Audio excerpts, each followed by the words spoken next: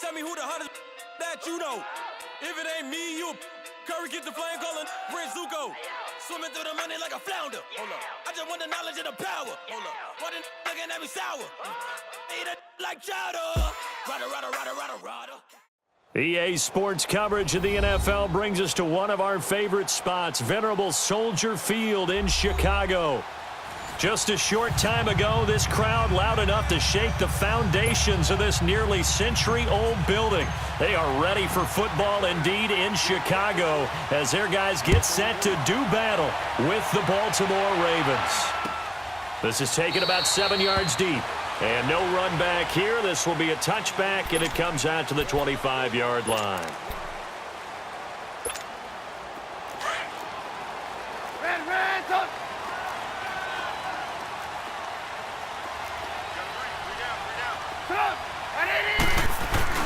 They go play action here on first down. On the move to his left. And his throw here is incomplete. Trey Burton, the one he was looking for. And now it's second down. Well, they're slinging it, and then there's one you got to put a timer on, huh? I mean, that one came in hot. That came in hot, but overthrown out of his reach and incomplete. Line of scrimmage, again, the 25, 2nd and 10.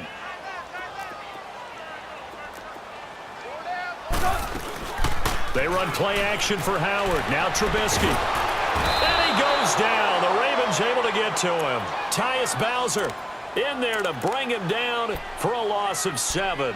All right, partner, I'm going to be Captain Obvious right here. Not the start you're looking for offensively, right?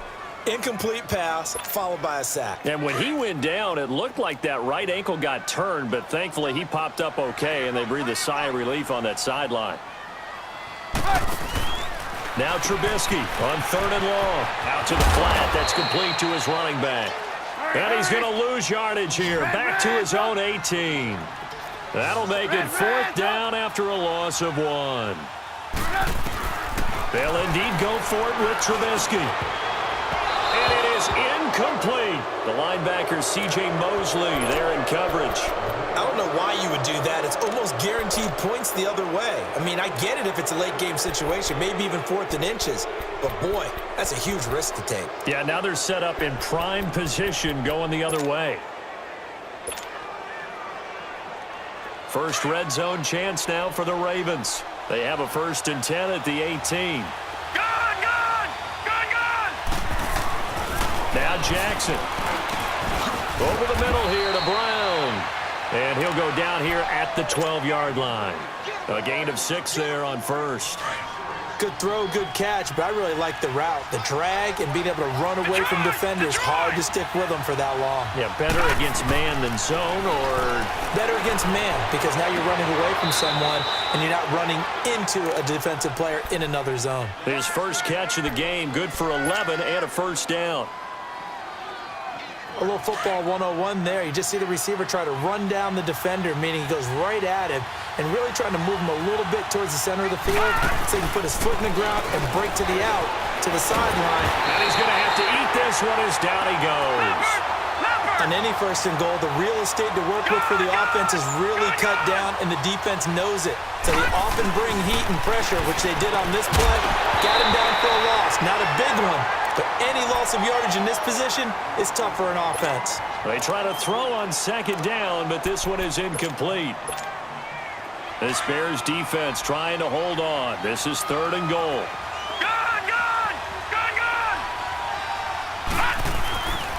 Throwing is Jackson. Under a heavy rush, and down he goes. Khalil Mack in there to get him for a loss of 9, and that'll lead to 4th down.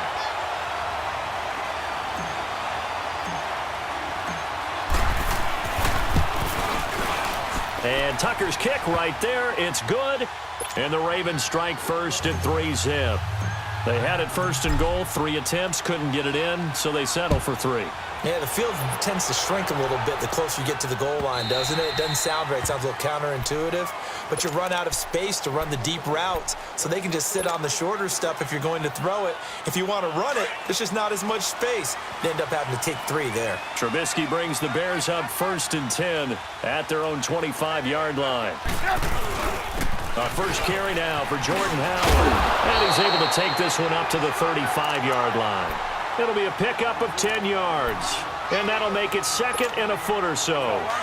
Partner, I remember a coaching friend of mine used to tell his running backs before games, make sure you run and jog with your offensive line in pregame. Get used to the ground shaking with those big behemoths starting to create space for you up front.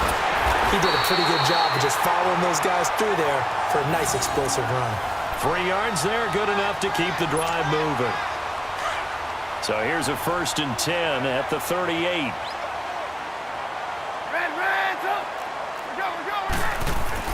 On 1st and 10, it's Trubisky. Flush to his right. And he can't get rid of it. He's taken down. Tim Williams in there to bring him down for a loss of 7. You never want to give up a sack. From the O-line's perspective, they hate it for several reasons, especially because they felt like they let little brother down back there in the pocket. Oh, no doubt. They have a ton of pride, and they go into every job wanting to keep that guy clean. They want that uniform. This is caught inside the 15. And they're going to have this in a great spot way down in Baltimore territory.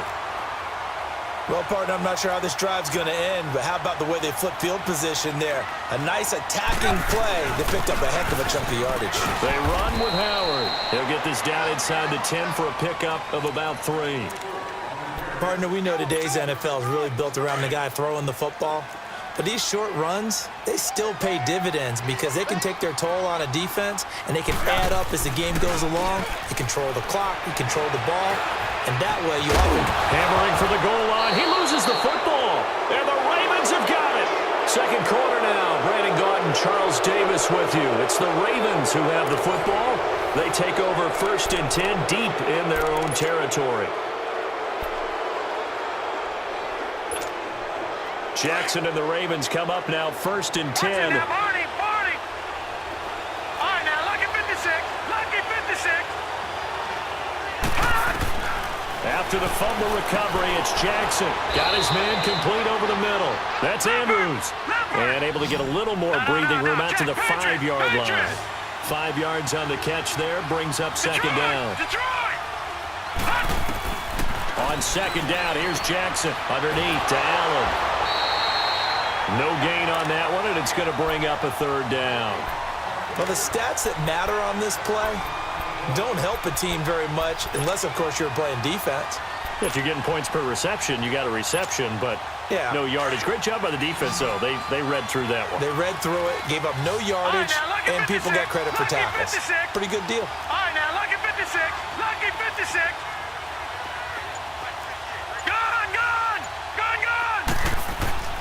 Jackson. He gets it to Brown, complete. And mark him down way up close to the 40 at the 39. That one will go down as 33 yards on the 3rd down conversion. All right, now, lucky 56. Off the play fake, here's Jackson. Pass incomplete. Adrian Amos, the safety, able to make the play. The partner with that incompletion, what do you say that we look around the league and give some defensive players some love? You okay with that? Let's do it. Let's rattle off a few guys. Von Miller, every year we talk about him, we should do it again. He's, again, one of the top sack leaders in the NFL. One name you don't talk about, but should, is Danielle Hunter with the Minnesota Vikings, really coming into his own as a pass rusher.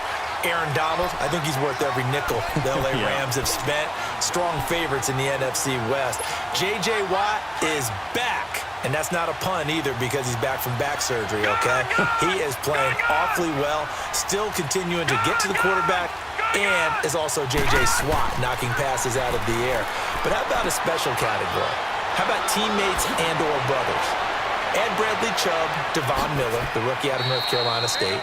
Add T.J. Watt with Pittsburgh to J.J. Watt, and maybe it could be a combo trophy for them because all of them are playing awfully well. I like that. One name we didn't hear, Khalil Mack. Unfortunately, with the ankle injury, he's kind of fallen off a little bit. Yeah, but I'm telling you, at the end of the year, we'll look back and realize the impact he made on Chicago. May not win him the overall award, but maybe for Chicago, he would still be their MVP. Throwing on 1st down, but this one winds up to be incomplete. Even without a ton of pressure in his face, it just shows how difficult it is to pick apart his own defense. Those guys are sitting back, and they're not playing receivers as much as they're playing the eyes of the quarterback and when he delivers the ball. Now it's Jackson. Now he'll dump it underneath to his running back, complete. And down inside the 15, shy of the 10. The Raven passing game getting in sync, another first down. Good route, good pickup for first down yardage, and that is a tough one to cover, the angle route, because a running back getting out of the backfield, if you're trying to cover that, especially if you're in the linebacker spot and you're seeing this play develop, he heads out towards the flat first, and that often gets you to overcommit running in that direction. Then he cuts back up inside you into the middle of the field. That's what we just saw there for a nice pickup. 2 minutes remain here in the first half. We're back to Soldier Field following this short break. All right, now, lucky 56. Lucky 56. Now Jackson on second down. And he'll take it into the end zone for a Ravens touchdown. Buck Allen from 3 yards out. And the Ravens will add on to their lead. Getting your back involved, what's the importance there in the passing game? Well, oftentimes you can create mismatches because who's going to cover him? And you get him into space, which is where he likes to operate with the ball in his hands. Oftentimes makes people miss, gets that run after the catch, and off he goes. And into the end zone. That'll be taken in the end zone. And in hindsight, probably should have stayed where he was, as he'll only get back to the 16-yard line. The Bears offense now heading back out onto the field, and so close to hitting pay dirt last time, fumbling down near the goal line. Now, how does that affect their psyche this time around? It's a tester, that's for sure, because to be that close and come away with no points is really disappointing, not just for the guys on offense, but the defensive players, too, who thought, hey, we're going to put some points up and have a little momentum going. They've got to find a way to just get it out of their minds, let it go, short-term memory, and move on to the next series. Now Trubisky to throw on second. He's going to air one out. Oh, this is taken in. It's complete. And now before this first down play, we're going to get a timeout here, as they'll get a chance to talk it over after picking up the first down. The big play has them all the way out near midfield for a 1st and 10. Now a play fake here on first down.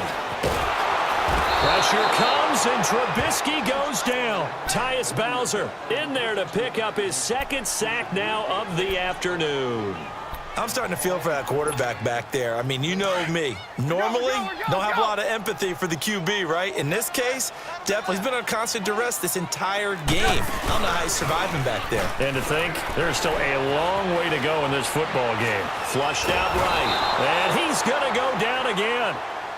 Now the Ravens going to use one of their timeouts, as they'll talk it over here before what will be an important 3rd down. Let's go, run the ball.